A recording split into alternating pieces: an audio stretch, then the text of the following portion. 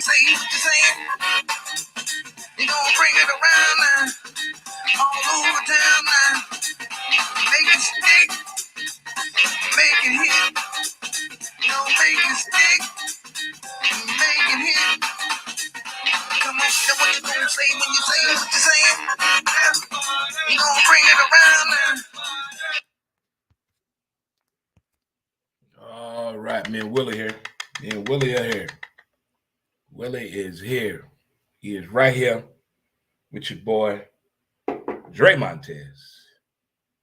This is Montez at Midday, presented to you by our title sponsor, St. Louis Organics, located at 8088 Watson Road. How's everybody doing today? You guys doing all right? We chilling, Dre. We chilling. We over here just chilling. You know, we doing our thing on this Wednesday. You know how it is out here. No, I don't. I try to pretend I do. I try to pretend I know what it is going on. But more importantly, it's way back Wednesday, and thank you for tuning in to the show. Glad to be here with you guys. Glad to be here. All righty. Let's get hydrated. We got a lot to talk about. If you want to catch the video portion of the latest podcast episode of Who's to Blame, episode 481, it is up on our Facebook page, Who's to Blame. It's up on our Twitter page at W2B Dre Montez, as well as our YouTube page, Dre Montez. And today on 481, we talked about the NFL is not, I don't think this is working, meaning the Rooney Rule whole situation. And we talked about the rule adjustment with the overtime situation, as well as the requirement to hire a minority or woman on the offensive side, i.e. assistant coach, head coach, or the front office starting in 2023. So, starting next year, I guess that should be something very interesting to keep our eye on and pay attention to as the months roll on, because we know things get interesting in the NFL at the winter meetings, don't they? I can imagine the strip clubs they go to down there, who room they go to and kick it, or who yacht they go out in. I just can imagine the parties that go on. Because back in the day, I used to drive a limo, and I worked a couple of high-end corporate birthday parties and celebrations and a night out for the boys, and wink, wink, wink, head down type of party. So I can imagine what this one here could be going on down. I bet nobody's saying, give me some spare change down there. All right. You know what I'm saying? I'll let me. But if today is your birthday, happy birthday to you. You deserve it. Happy birthday to you. It may not be sunny outside, but it's sunny in your heart and in your mind. That's all that matters right there. Oh, that sounded so genuine, didn't it? If you're celebrating anything today, congratulations to you. Congratulations to you. You know, if you got a baby on the way, just had a baby, hey, look in that room, look in that bed. There's another human being in there that is a part of you that you made. Congratulations on that right there. High fives, everyone out there. High fives, everyone in the distance of the people. Oh, hug it on out. Oh, let's get in there. Special shout out to my man, Arlington Lane. Again, my man, prayers and strength to you. My condolences to you, my man. True warrior, your man, my brother, my brother. Hope all is well with you. I saw the very positive post that you made, man. But thoughts and everything in my heart, my man Arlington Lane. And again, shout out to you if you're doing a birthday today. Boom, boom, boom, boom, boom. And again, you guys are still giving me birthday shout outs to my grandmother and for my son as well, whose birthdays were days apart. And you guys are still throwing them in. Thank you so much for that. Really do appreciate it. Already in the building. Already in the building. All right, a few things to get off my chest before we get into the show. I don't know if you guys have taken notice. I watch a lot of television and movies, you know, and I get caught up in some things. Like I get to yelling at the TV, thinking I'm in the damn thing, and then other times I'm like, oh, okay, Dre, what we doing here? And we can get through this as a group and as a people. And we are into the show on Hulu with Mr. Danny Glover called ATL. And, after a little hiatus, it's back, season 3. Took a hell of a break they had. How television can be and different projects people have going on and these strikes and then COVID, all of that factor in, but it's back. And I tell you what, the first 2 episodes, the first episode, the first 20 minutes, it has that flashback moment when you were a kid in school on this way back Wednesday edition of Montez at Midday. You remember when you were in school and you weren't doing what you were supposed to do? You weren't getting a lesson in. You're in there thinking that's your classroom, being what they call a class clown, acting a fool, showing your ass. And they do the unthinkable. And they call your parents. Back in the day, if the school call your parents, you better be bleeding to death or dead. I bet not be coming down to that school, taking time off my job, because you're in the school acting a clown.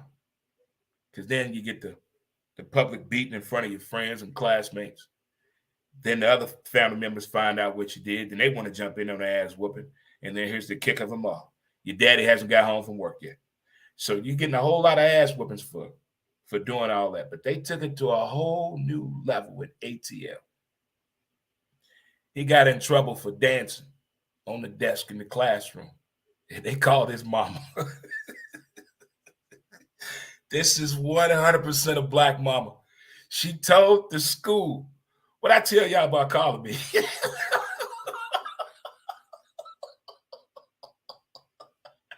Hell no. What I tell y'all about calling me? But your child was just put him in detention. We've put him there before. She told him to go in the hallway and do every dance that you could think of. Nay. Whip with it.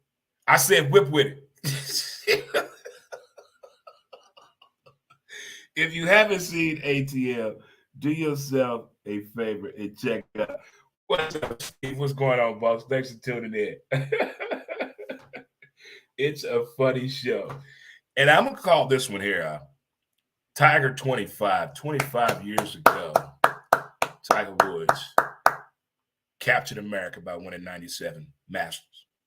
And now, everything Tiger has been through, coming to St. Louis, showing his ass, playing the tournament with his son, Jack, getting that horrific accident, almost losing his leg.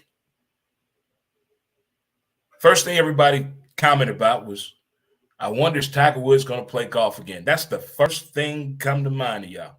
See, sports have us just so caught up in the wrong thing some fucking time.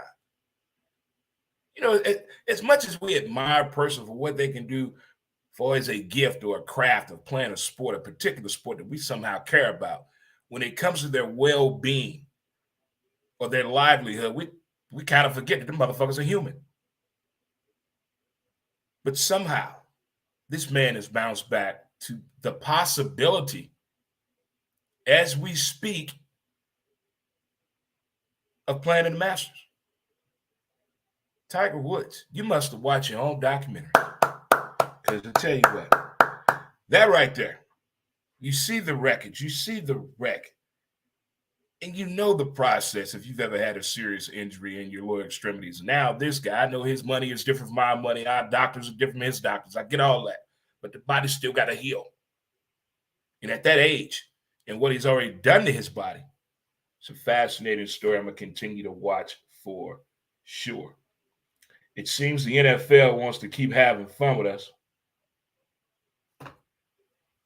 They're going to put the Detroit Lions on NFL Hard Knocks on HBO this season. Uh-oh, talk to me. Oh, they doing what? Yes, your Detroit football Lions will be on Hard Knocks this NFL season. I tell you what, teams that go on that show that don't have a possibility of winning 5 games, I think it's good exposure for the up-and-coming players. To see it's kind of like the DVD extras that you're getting. We're getting it before the season, though, so to speak. We're getting to know these guys a little bit more because they always have their helmet on.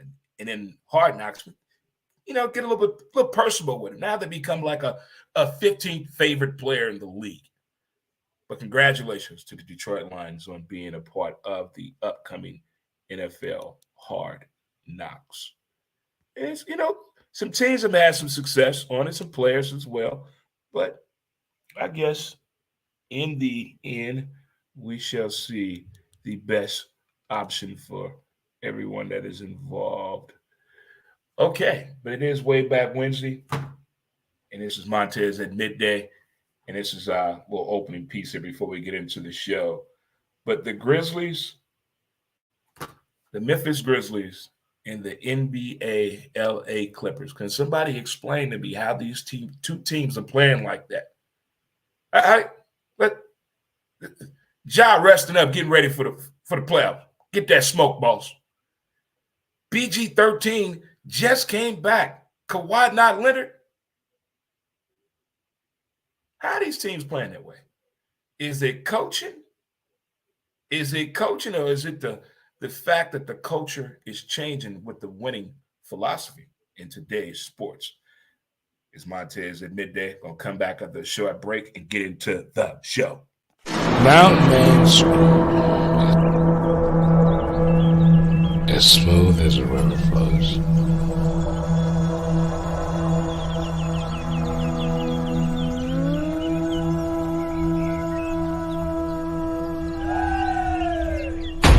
MountainManScrub.com.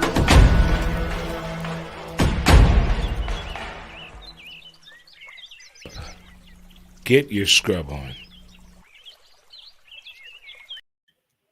All right, we're back. That was MountainManScrub.com. Wow. I'm excited about the fact that next week baseball is back. Baseball. And I think we've been sidetracked by the incident that happened Sunday night on the Oscars, that things have been overlooked. The fact that baseball is back next week, and the fact that Albert Pujols said, "I'm coming home, Deidre. We're going back to the loop. I'm going back with my people. El Hombre is home. Number 5's alive, baby." Best news I've heard all week. Outstanding. Vanessa Bryant, Kobe's wife, rest in peace. Her and Adidas have talked things out, and they're going to get things going again with more brands from the Kobe Bryant shoe. That's awesome. That's awesome. I like, again, positive things coming out of the internet world when the people want it and it's done a right way.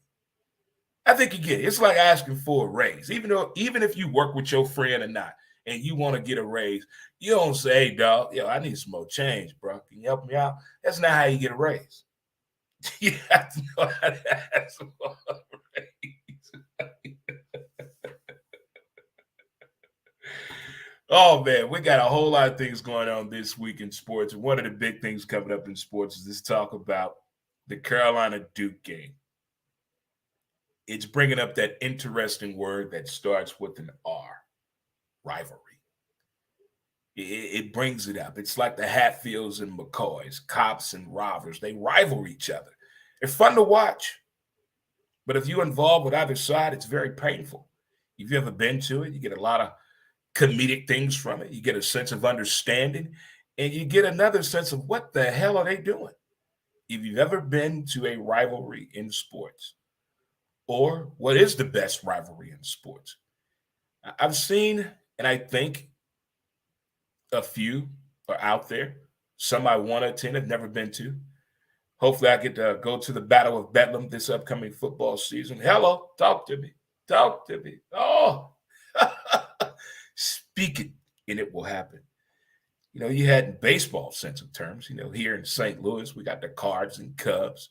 It's a good rivalry at one time, but now a bad thing happened. Cardinals and Cub fans started having sex with one another and having kids and falling in love and living together. So I don't think that's a rivalry anymore.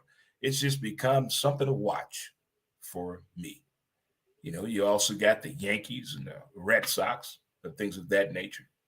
And you have some other new trending out there in football. You got the Patriots and the Dolphins. It's a good little rival right there. The Bears and the Lions, I don't care who record it is. That's a fun little rival to check out. The Packers and Bears, oh boy, the days of Lambeau Field. Uh, Vincent Lombardi. Vincent Lombardi. In basketball, back in the day, Georgetown and St. John's. What? What? College football. Alabama, Auburn, LSU, Auburn, Florida, Georgia. There are so many rivals out there. So you said, what is the best rivalry in sports?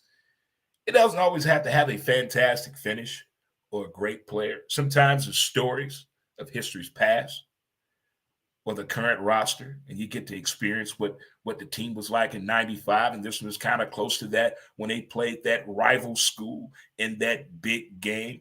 That's the beauty of the rivalries in sports. You get to relive the moments of yesteryear. Oh, I remember this. I remember that. I remember this. Like Denver and Kansas City. That throw that Joe Montana made in the corner of the end zone. What the fuck? Who makes a throw like that? I mean, the Broncos and the Raiders, things like that. Those type of Dallas and the Philadelphia Football Eagles. Basketball. Back in the day, the Lakers and the Celtics were pretty cool. But now, I kind of like watching now to be a new rival thing. It's Philly and Milwaukee. I'm liking that shit. I'm liking these two dudes battle it out. But I'm quite sure there are other rivals out there. And why do they break up the great rivals? You know, the Mizzou Kansas thing. Why take that away from us? Why take that away from the fans? In hockey, you had the Blues and the Blackhawks back in the day.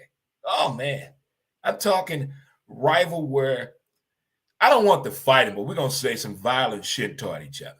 That is a good rivalry.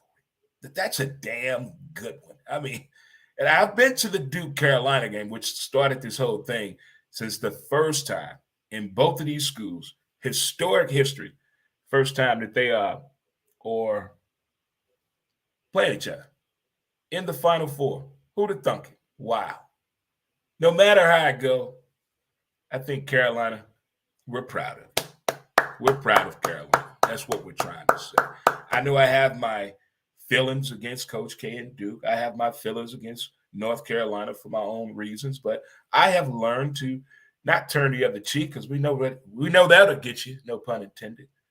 But I've just learned to appreciate the program and the coaches for what they have done for the game of college basketball. That's how I'm looking at it.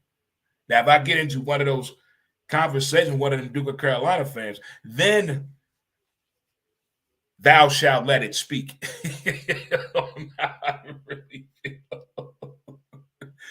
You know, this new Lakers documentary is showing you other things other than the creation of the Showtime process with the Lakers, but there were other things involved in creating that. You also saw that in the it's a late 80s. It was a story of the Dallas Cowboys. You know, that entertainment value that sports fans need. You know, putting seats on the floor, being close to the game, and giving you cheerleaders giving you dancers like that. That was the Lakers that did that. On the football side, you have the Dallas Cowboys cheerleaders do that. So that brought an extra entertainment value to the game. And my question right here in this segment is entertaining MLB fans at the game, not watching the game, but the fans that are at the game. That's why I think the innovation and the youngsters of the world, some of these TikTokers out there in MLB, y'all need to start talking. You need something to wow the people at the game in between the breaks. The commercial break if it's a game on TV, the pitching rotation. I'm not saying get like the Savannah Bananas. If you haven't seen what the fuck they do down in Savannah, Georgia, shout out to my people down there. It's insane. It's insane. Like in the NBA, the Memphis Grizzlies, you can get a haircut courtside. What? What? Hey, this is entertaining to the fan. This is keeping the fans there. But what is baseball doing? Or what can baseball do? Or what should baseball do to keep the fans at the game past the fifth inning? That's all I'm saying. Because that's what's lacking at right there. They're going in, but they're exiting. Exit strategy. We're up out of here. Gotta go. Gotta go. But the beginning of the season, everybody's, hey, we're back. Good to see you, Tom. How's Michelle? You yell at your favorite player. Hey, Pujols, how you doing, buddy? Glad you're back. See, things of that nature. The signs you get to read, the text messaging, the slingshot giveaway, the home run in the first inning prize. We need something more at the game. I don't know what can it be. Major League Weather to keep it still the fact you had a baseball game, still the fact there are different age groups there and races and nationality that are respectful to everyone. What can be done? Maybe some wild giveaway. Maybe a spontaneous 3-minute concert with sing along with a rock group there or a pop band or hip hop. I don't know. But we need something else to be done at the game. I mean, if you're just sitting at the game and you with your bros, your homies, your brother, your son, your girl, your chick, whoever it may be, or you may be by yourself, which I love going to the game by myself on day games during the week. Oh, they are the best ever. Best ever. Their entertainment value for the MLB fan is outside the ballpark. Outside the ballpark. Let's be real on that. It's outside the ballpark. But inside the ballpark, when there's a break on the field, what are we going to do? There's only so much my organist can do. There's only so much the slingshot girls can do. There's only so much creative promotions we can give away to keep the fan interested. But I think it needs to be a little bit more hands-on with the fans. We need to do something to get the fans involved with the entertainment value. You look at these NBA games during commercial break, if you have the league pass, they have a DJ on the court sometimes. They have a DJ in the stand sometimes or in one of the suites. And they have a fan cam that goes beyond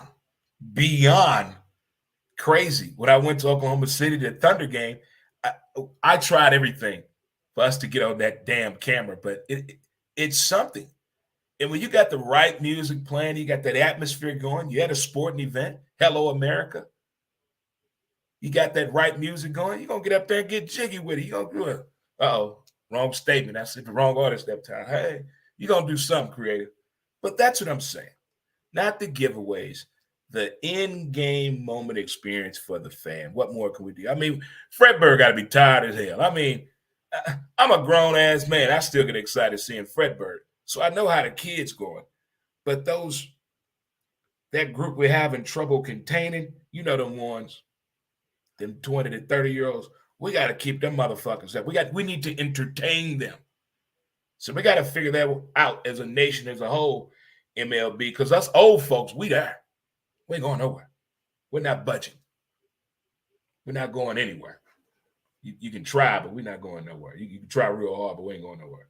We ain't going nowhere at all. No, it ain't going to happen. Not at all. All right. And I think the basis for all of this stuff really starts in this next little segment here. The win-loss thought. You hear so many cliches on winning and losing, on how to get over it, how to deal with it, how to get through it, how to appreciate it. People have everything, every antidote to tell you on how to deal with winning and losing. But I really do believe once the athlete gets older, I think the win-loss takes a whole different meaning. I really do. You have guys and women that sit back and speak very humble about a game they competed in very highly, but just didn't win. And the way they're speaking, they're not speaking in disappointment in the team or themselves. They're speaking as they're really releasing the mechanism and reflecting on the game, the same time talking about the game that is over and realizing the lesson that was learned from the loss. I've seen that on the other side when a team has won, and they're not as excited as you think they should be. And I'm wondering, why the hell they're not so excited? Because they saw a hidden little hitch in their game that if the other team would have capitalized on, they would have had a loss. So the win-loss theory and thought process, I think it changes as our athletes get a little older. I'm not talking about the ones chasing the bag or the ones that just want to be all over the Instagram and shit. But the ones that really truly value this whole revelation or narrative on winning and losing in sports.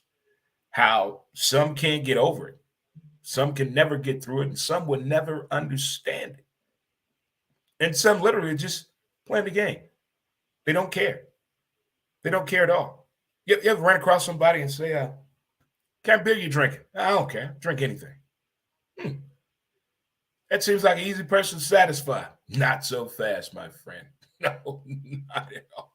Not at all. I think the win-loss process, in theory, from the moment you participate in anything competitive and there's a record kept or there's an entitlement giving to a loser or a champion, I think then that's when it starts.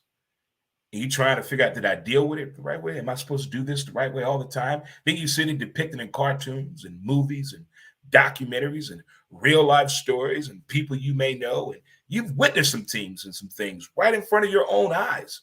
And you've questioned the theory of the win-loss. Are we really doing this the right way? I'm not saying you should treat it like Little League sports and everybody gets a fucking trophy. No. I'm just saying the way that people view winning and losing and the win-loss theory has changed drastically in the past 25 years, I do believe. I don't know if it's a good thing. I don't know if it creates more of an understanding, more complex, complete athlete by having this process of elimination, so to speak, to not have no negative feelings toward a win or loss, whether you're in the moment, just to appreciate the game in the moment. I heard that a lot so many times last weekend. The win-loss was not as important as the experience of the game. It's kind of like the blackout moment that a lot of former NFL players have experienced when going to their very first Super Bowl. And in fact, it turned out to be their only Super Bowl. They don't remember it. They had a blackout experience. They remember being, but not the actual game as everyone else remembers the game. And I find that fascinating because I think that has a lot to do with the win-loss theory. Because some people already have it in their mind. If you're a competitor, you can look at the opponent and tell if you got him or not. Got him, they're already shaking in their boots. They don't believe in the win-loss theory. If you believe in the win-loss theory, you just compete and handle it. And I think that's what they're preaching in college basketball, AAU basketball, and maybe in D2, D3 football. I can see them pushing that because years past, you saw a little bit more agitation from the players by the way the score was looking to us on television or at home, or you're reading a certain article, there was a discrepancy, a scruffle. There was some furniture moving over there. Why? Because they're paying attention to the win-loss. And that's the bottom line. It's important to all of us, no matter how you look at it. But I think the way that it's being handled is more important because we've seen people win in the same sense. We think of them as a loser as well. We've seen some losers. We say, hey, that's a winning team over there. That's a winning program over there. But the win-loss is really, really getting to the point now. We're getting to the analytics of it now to get the edge over people. I think now there are more psychological exams on potential athletes that are in college that have the potential to turn pro. I think there's more psychological examinations going on them, even if they know it or not, than ever before in sports. I think that is going on because they're trying to push the belief system. They're trying to get the robot theory going on. Robots. You see some guys just boom. And the other guys turn around, everybody, what's wrong with him? Because y'all don't realize what's going on. The win-loss will get you there. Way back Wednesday edition of the show.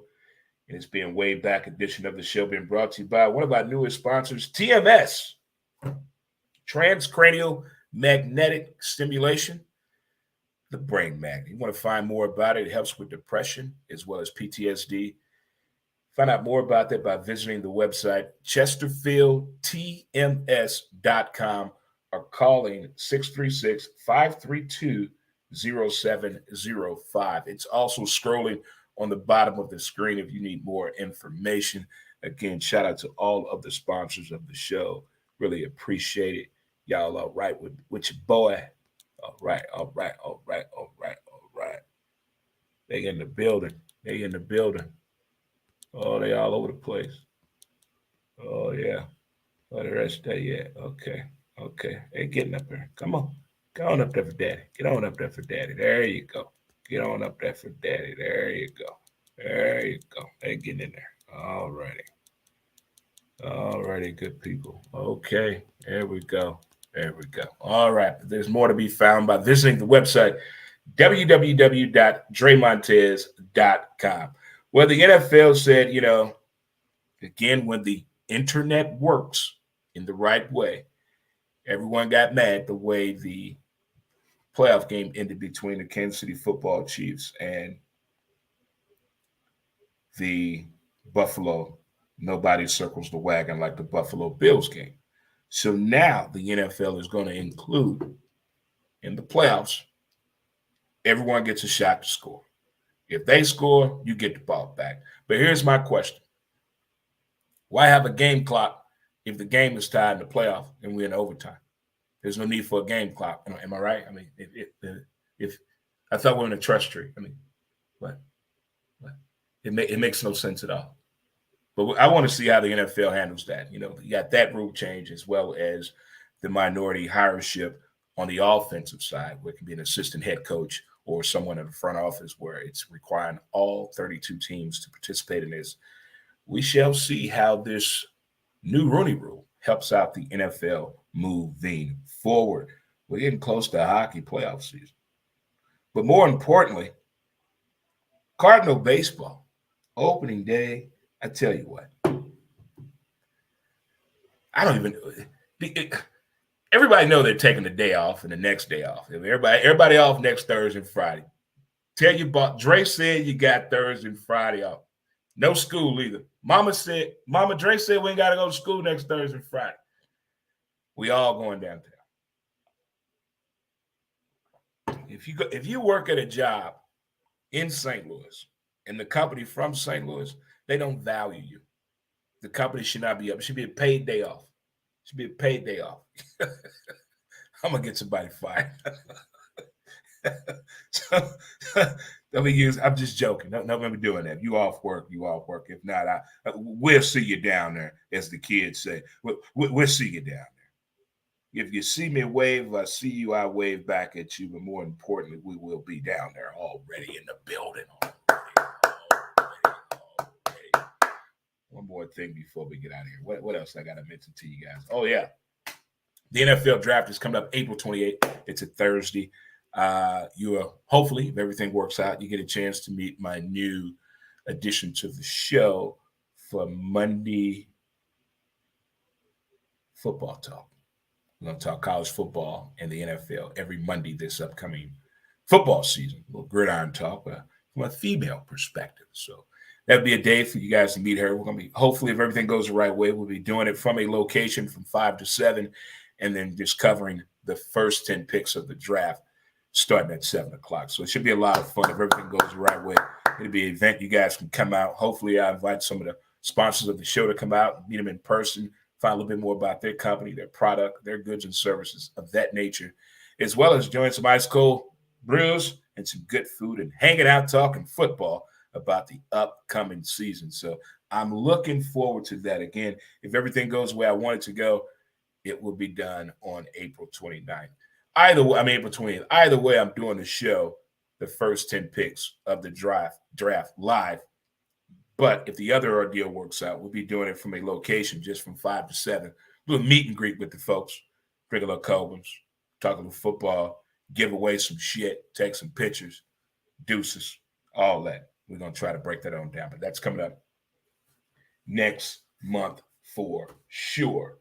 So we got all those great things going on, as well as Final Four weekend. as well, men and women. South Carolina, I'm rooting for you. I'm rooting for you. On the men's side, I want Duke, North Carolina to go to quadruple overtime. Yeah. Yeah. I want to see 5 players cramp out. I want to see Coach K sweat it out. I want to see everything that it has not. I want the NFL playoff experience for the Final Four this coming weekend. Who's coming with? I think a lot of people are coming with this weekend. If you haven't heard, the latest edition of my podcast is up. You can check out the video version of the show. It's up on our Facebook page, Who's to Blame. It's up on our Twitter page at W2B Dre Montez, as well as our YouTube page, Dre Montez, as well. I will be uploading the audio content of that podcast, 481 NFL. This isn't working shortly here, so you get a little taste of that right there for sure. But you can always check that out wherever you get or listen to your favorite podcast at iTunes, Spotify, SoundCloud, and Anchor. Already in the building. Well, kids, I think I've talked to you long enough today, and I think I know when I've said enough. And I think I've said enough today. So I'm going to get us some music. We're going to dance the night away real quick. Get on up out of here. Get your dancing shoes on, because we about to dance. Right. Coming with now. Coming with now. Well, all right. Like that. You twisted like a pretzel, baby.